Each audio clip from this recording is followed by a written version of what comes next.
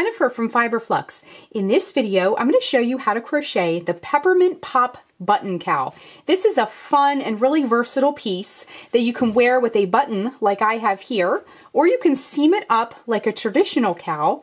When you button it though, you can wear it as a little neck wrap, you can wear it asymmetrically, and just really wear it in a variety of ways.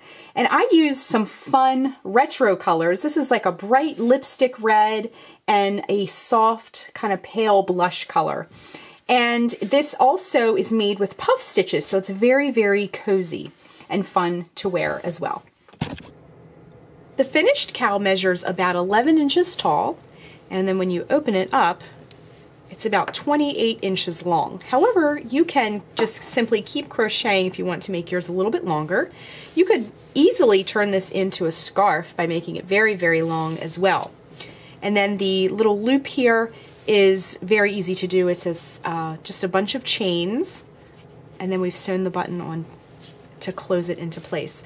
Also, check out the Flux blog to see all the different ways you can style this cowl and wear it.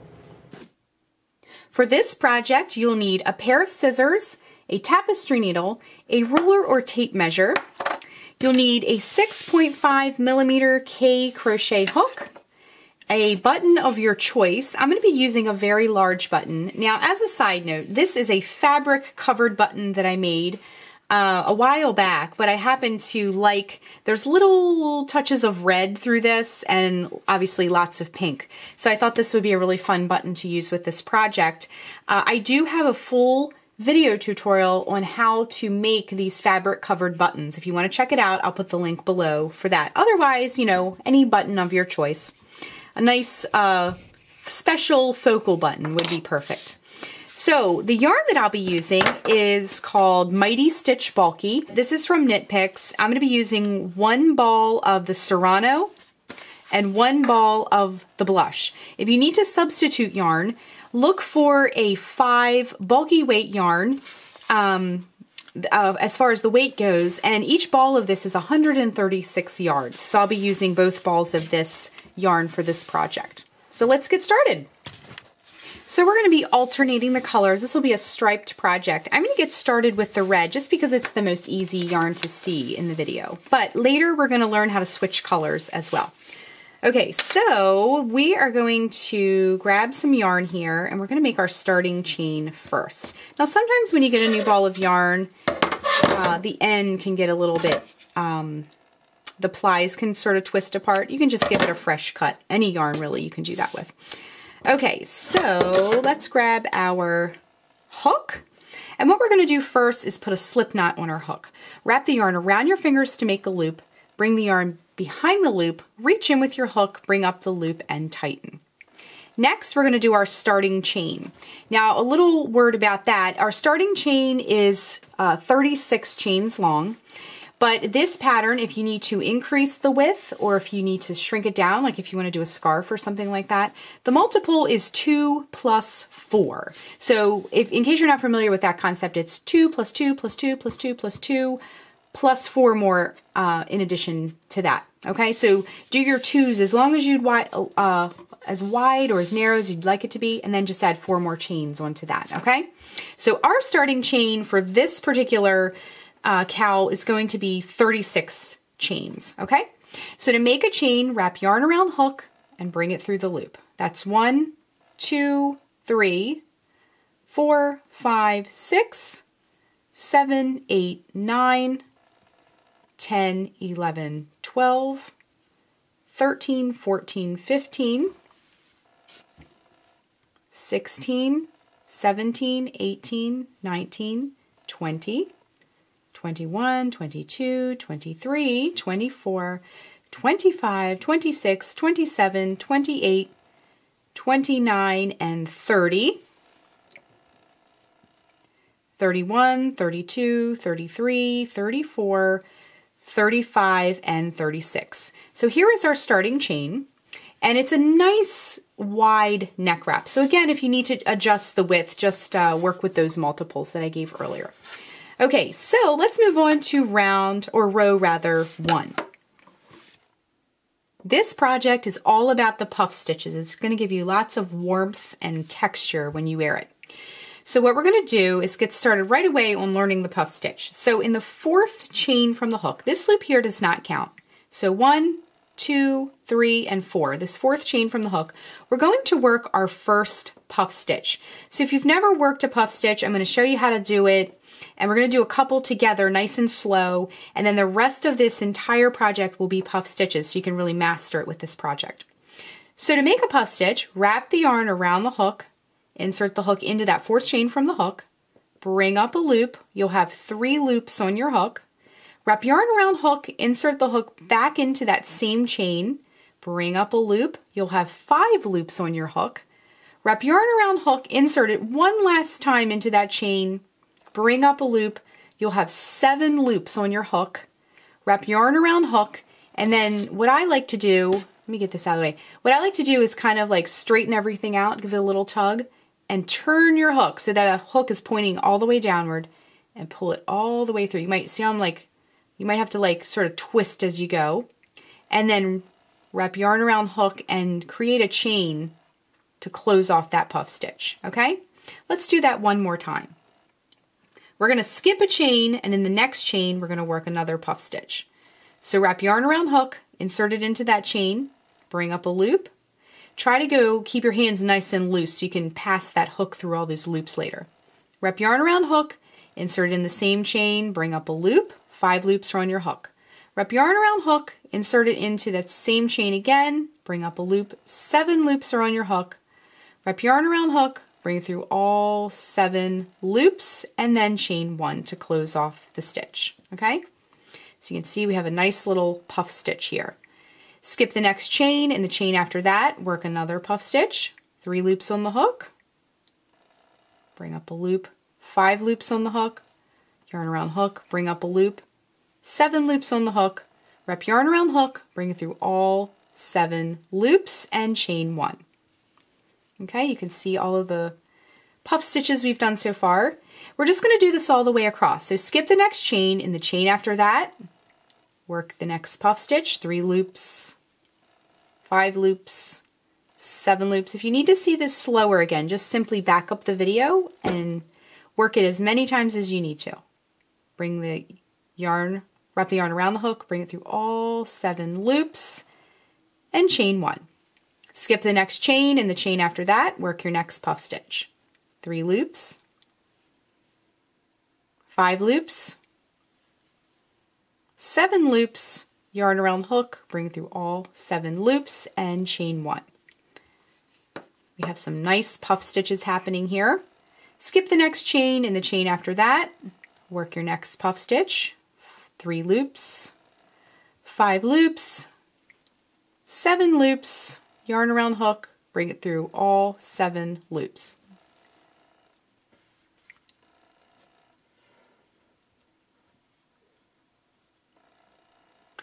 Now sometimes when you make puff stitches, the yarn might split, or the hook doesn't pass through all the loops nice and neat, and it maybe catches on one of them. That's perfectly fine.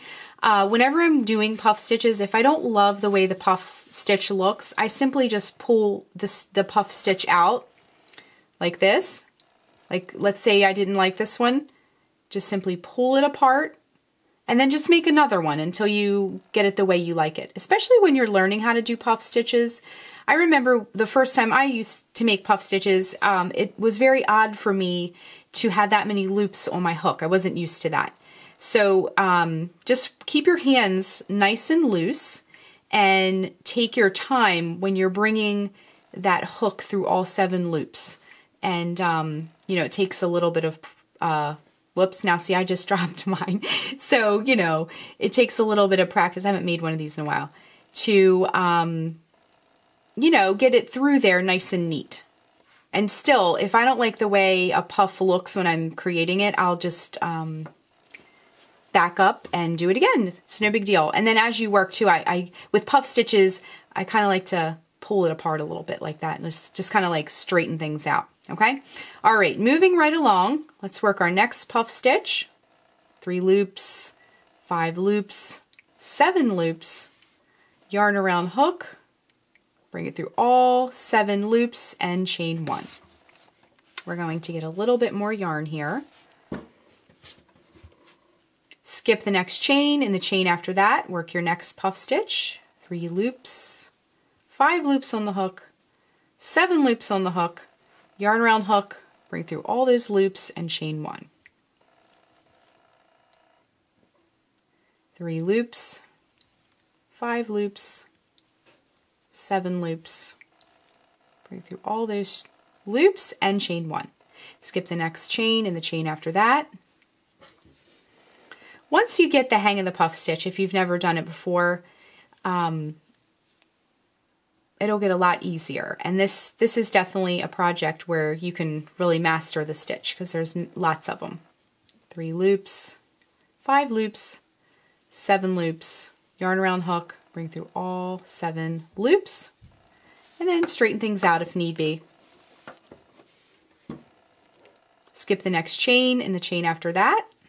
3 loops, 5 loops, 7 loops, and wrap yarn around hook, bring through all 7 loops, chain 1, and skip the next chain and the chain after that. 3 loops, 5 loops, 7 loops. We're getting there near the end here. Bring through all those loops and chain 1. Skip the next chain and the chain after that. 3 loops, 5 loops, whoops, 7 loops. Straighten things out if need be. Bring that through all those loops and chain 1. All right, we're getting towards the end. I'm going to show you how to finish off the row here. All right, skip the next chain and the chain after that. We're going to work our last puff stitch of the row. 3 loops, 5 loops, 7 loops, and bring it through all those loops and chain 1. Okay, so now I'm just going to give it a little tug to straighten all those puffs out. We're going to finish off the row by working just 1 double crochet at the end. So you have 2 chains left, and that last chain, just work a double crochet to finish off the row. Wrap yarn around hook, insert it into that last chain, bring up a loop. You'll have 3 loops on your hook. Wrap yarn around hook, bring through the first loop, right, wrap yarn around hook, bring through the last 2 loops. Okay, so here is the beginning, and as you can see, it's nice and wide. It'll give you a lot of warmth in the season, okay? So let's move on to row 2. Now we're going to stick with the red just for now. I'm going to do 4 rows of red before we switch, and we'll work those, but we'll do that later in the video so you can see how to switch colors. But basically, we're just going to be repeating rows of puff stitches. So I'm going to show you how to do row 2, and then we're going to go on from there. So to work row 2, we're going to chain 3, 1, 2, 3, and turn our work. Okay, so this row is really easy. This is the row you'll be repeating for the rest of your project. You'll just be switching colors whenever you want to, okay? So locate the first puff stitch of your row, which is right here. Now at the top of each one of these puffs, there will be a little loop. Remember we did that chain 1? So you can see all the little chain 1s all the way across. We're going to work our puff stitches into that top little loop of the puff stitch from the previous row, okay?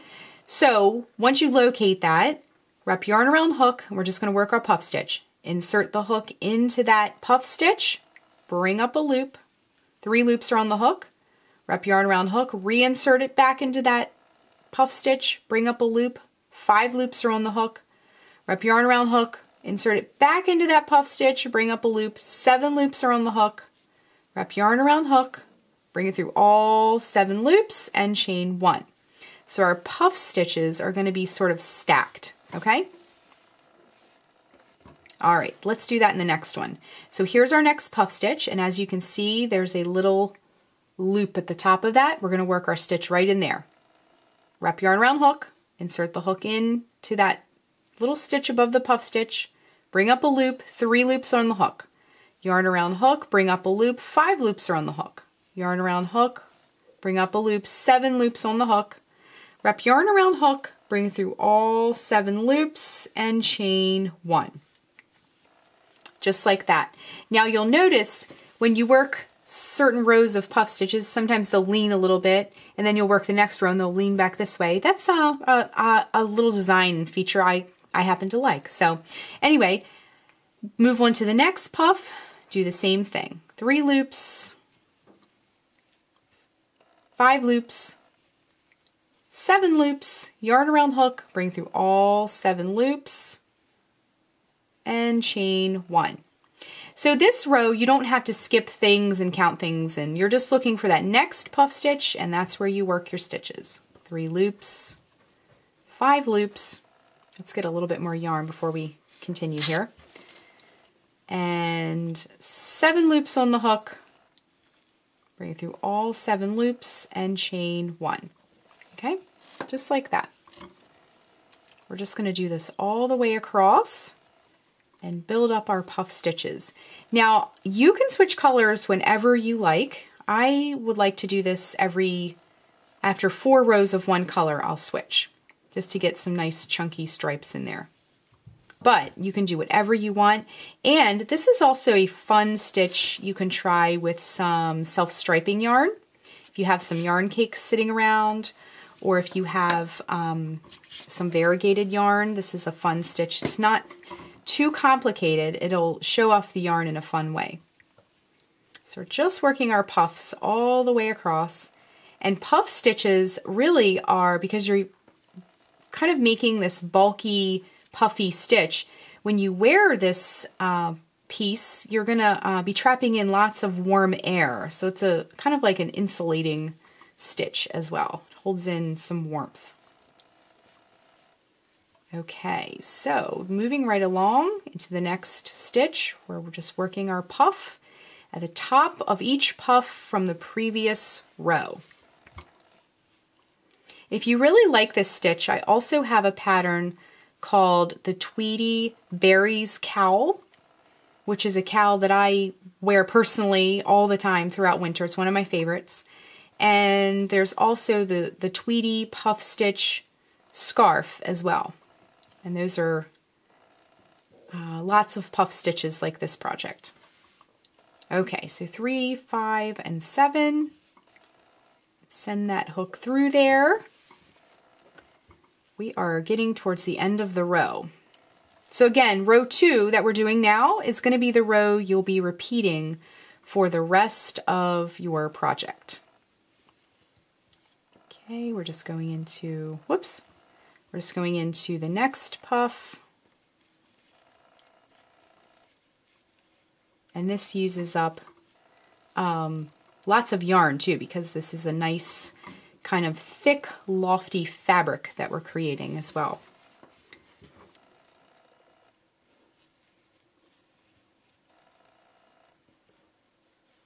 Now I think I need to back up. See, sometimes you have to back up. I think that one was only 5 loops. I don't think I did the last one. Okay, 3 loops, 5 loops, 7 loops, and then chain 1,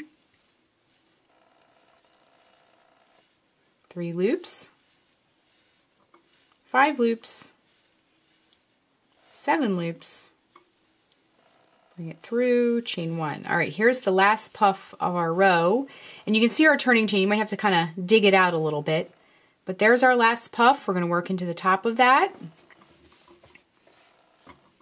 3 loops, 5 loops. At the end of the row, it might be a little bit snug, but that's okay. Just do the same thing into those stitches. Chain 1.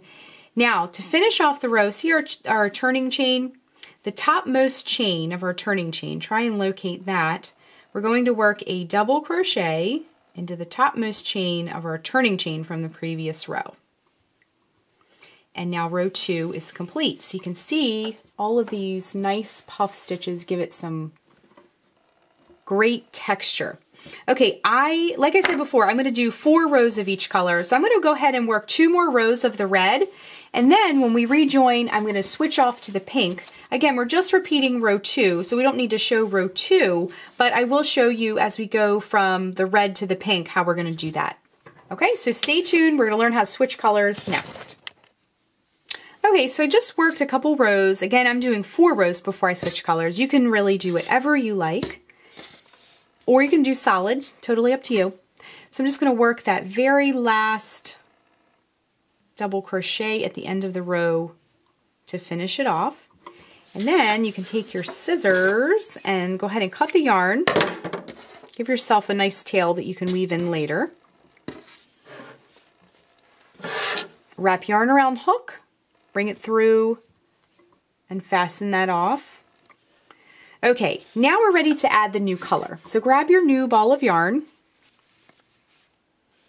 Now mine's very pale pink, so you know what? I'm going to put this ball of yarn back here just so you can see what I'm doing. So go ahead and insert your hook into that last stitch where you fastened off. Hook the yarn around your hook and then bring it through. And then go ahead and tie that right on.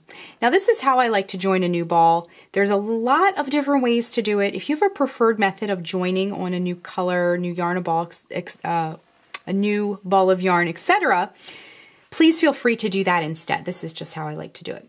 Okay, so then what you're going to do is sort of get those tails out of your way and then reinsert your hook back into that stitch, bring up a new loop of the new yarn, and then chain 3 and you're ready to proceed. Okay, so 1, 2, 3. Let's do the first puff stitch or 2. You can see how it looks. Okay, so work your puff stitch into that first puff stitch of the row. Again, we're just repeating row 2. Same thing we've been doing for the past couple of rows. So you're just going to be repeating row 2 over and over and over. And then you can see how that color change happens. And then you're just going to keep doing that and work your puff stitches. Okay, so just keep repeating row 2 over and over and over. Okay, so I'm going to keep going with row 2, switching my colors after 4 rows, then joining on a new color, etc. So keep going, repeating row 2, and then we'll rejoin in just a bit, and I'm going to show you how to finish off your cowl, and we're going to learn how to work this button in. Okay, so I'm just working that last double crochet to finish off the last row of our project.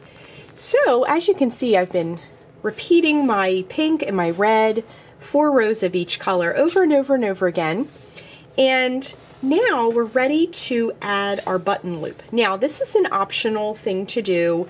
Let me grab my button because it's a very large button. Now a lot of times with projects I'll use some of these decorative holes in between stitches as buttonholes, and it's very adjustable that way because there's really an unlimited amount of decorative holes you could use.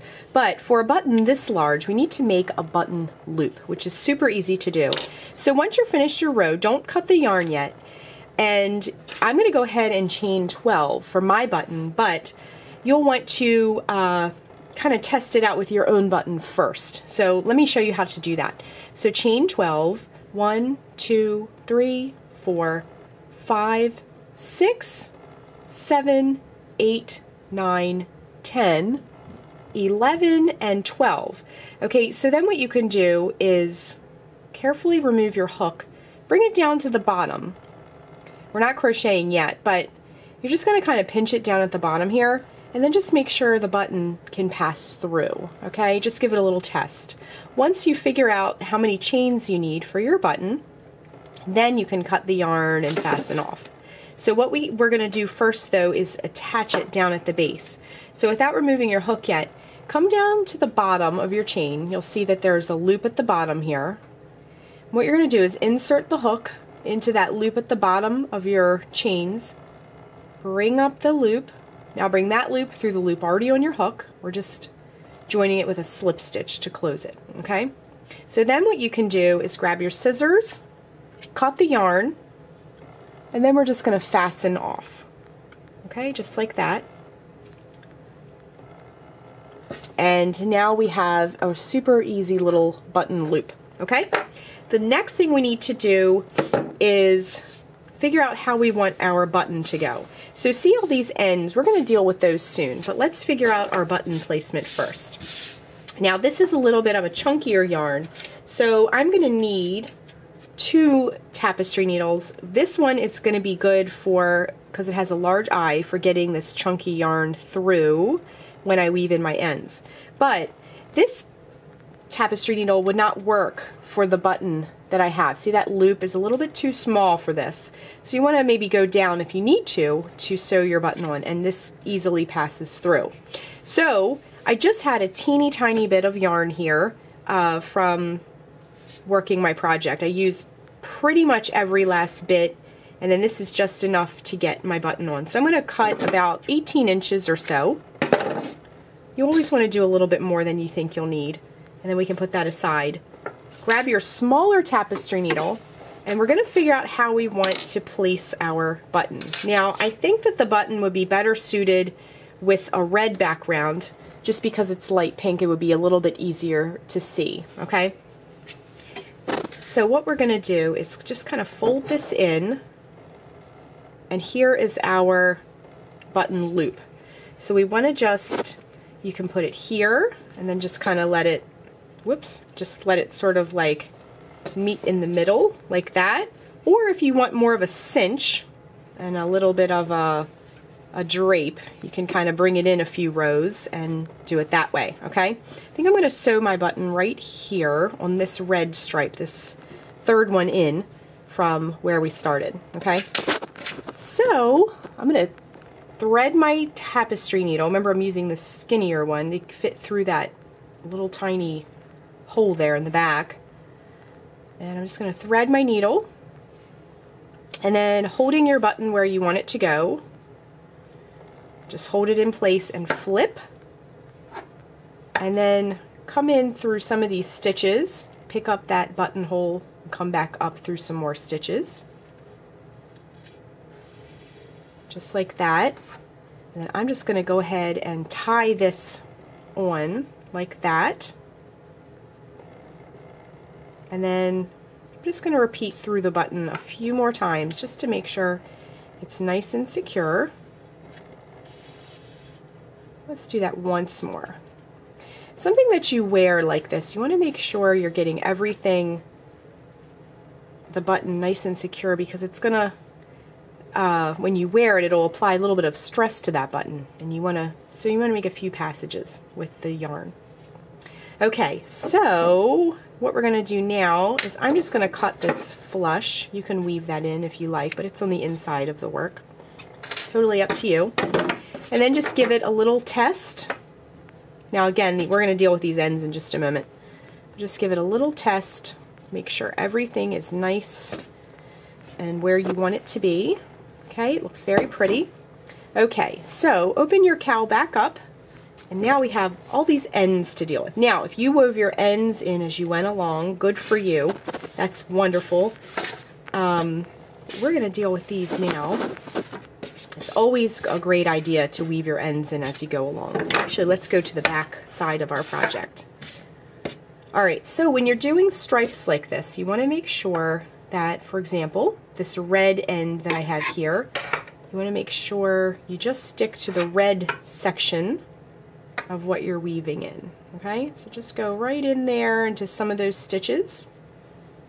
Bring your needle through, and then come back in the other direction. Just kind of lock that tail into place.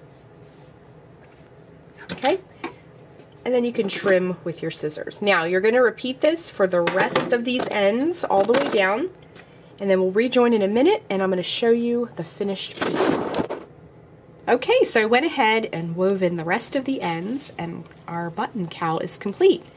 So it looks very pretty, and you can check out the Flux blog to see all the ways you can kind of wear this and style it. You could wear it with the button up front. You could sort of wear it asymmetrically up on your shoulder a little bit more. So that is how you crochet the Peppermint Pop Button Cowl. Thanks so much for watching, and be sure and click the subscribe button to get all the latest Flux video updates. Thanks again!